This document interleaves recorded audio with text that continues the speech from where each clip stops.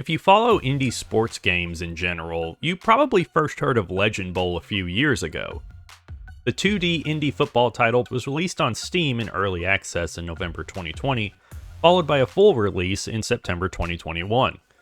The game was well received and currently sits at a very positive rating on Steam with over 700 reviews. We took a look at Legend Bowl when it was in early access, but never did an official review. Now that the game is coming to consoles on August 9th, this is the perfect opportunity to take a look at everything this game has to offer. Does it live up to the hype? Let's find out as we dive into Legend Bowl. Sports Gamers Online is the #1 source for the sports gamer.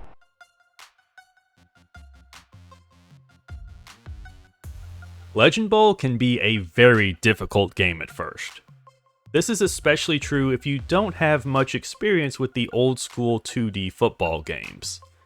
If you want to succeed in Legend Bowl, you need to play to your team's strengths. The ratings of your players make a huge difference in how the game feels and plays.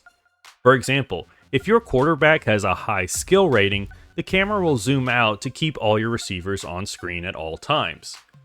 If their skill rating is mid-tier, you'll only see up to 20 yards from the line of scrimmage.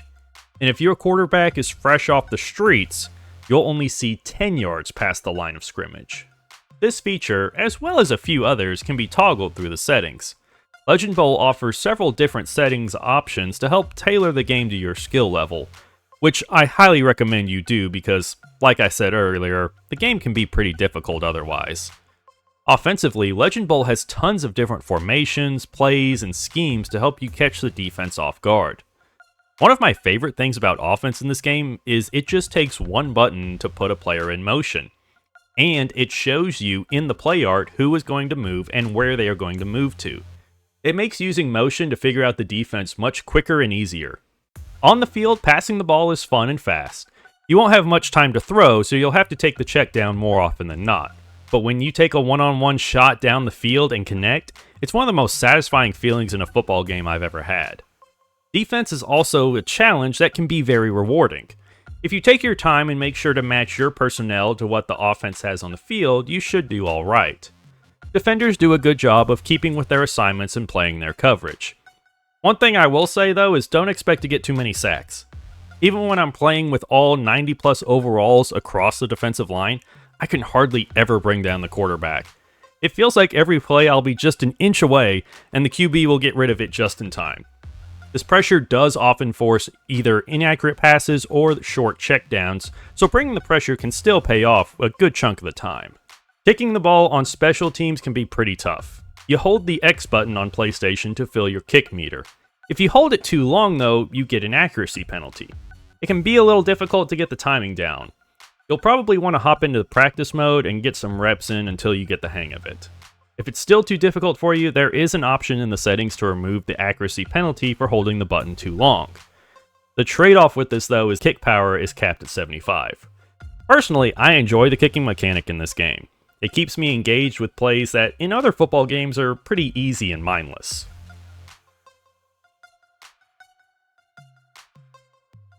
Franchise mode is really fun in this game.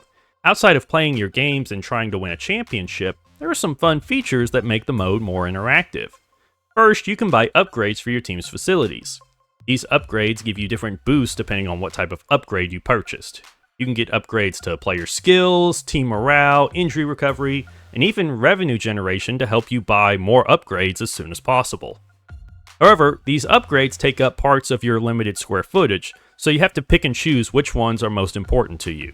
Some of these upgrades also have a risk associated with them that could cause negative effects if you don't keep them in good condition. During the season, you'll have waiver wire moments. These pop up during the year when players want a salary increase. You'll see all of the players throughout the league that want a pay bump. If their team chooses to not give them one, there's a chance that team will offer to trade them to you. However, you're not able to manually jump into trade negotiations, which stinks when you see a player that would absolutely help your team get traded somewhere else. These waiver wire moments can also happen with players on your team. You're only allowed to give 3 players a pay raise each year, and you don't know which players will end up asking for a raise. You may have no players ask for more pay, or several. if you decline a player's request, they're automatically traded to another team for a player at the same position with a lower overall rating. I had one season where I had already given raises to 3 other key players, when my 91 overall quarterback asked for a raise. Because I had already used my 3 raises, I had to decline his request. He was then traded away for a 59 overall QB, and I ended up missing the playoffs. It would be nice if there was some way to increase the number of requests you were allowed to accept, maybe through a facility upgrade. One small issue I did have is that you can't just reorder your depth charts however you want. You're only able to put a player at the top of the depth chart. So let's say you have a rookie as your number 5 receiver and you want to move them up to 3 to get them more playing time. You'll have to put that guy at the top, then scroll down to your number 2 receiver, put him at the top, and then do the same thing again with your number 1 receiver. It's not awful, just kind of inconvenient for the player. The offseason is pretty simple but still fun. It features retirements, free agency, progression, and a draft. These are all pretty straightforward.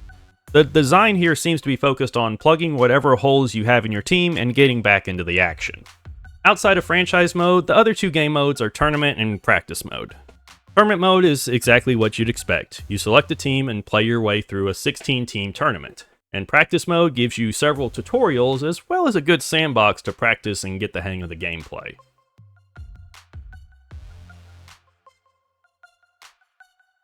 Presentation and customization are where Legend Bowl really shines. The game day experience has tons of small details that add to the experience. From having the referees and TV camera crew on the field to having blood splatter everywhere when someone gets injured, the atmosphere in Legend Bowl is a lot of fun. I really enjoy the advertisements that the developers came up with. There were a lot of those that gave me a good chuckle. The customization options in the game are also impressive. The entire league of 32 teams are fully customizable, as are all the players. You can change player appearance and ratings, team colors, name, location, even the design of the end zones. If you're tired of playing with your current league of players, there's even an option to completely regenerate the league with new players and ratings. This is a great feature that I haven't seen any other sport game have before. It adds almost limitless replayability to the game because if you get bored with the players you have, just generate an entire league of new ones.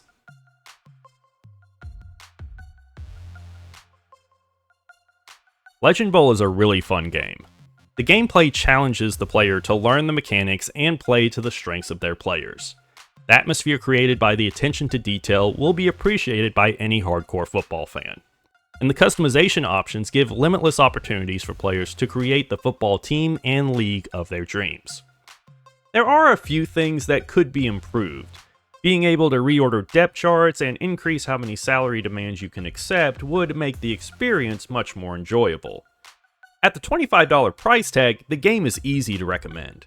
Whether you're looking for a fun couch co-op game to play with your friends or a good nostalgic throwback to get completely lost in, Legend Bowl has a little something for everyone.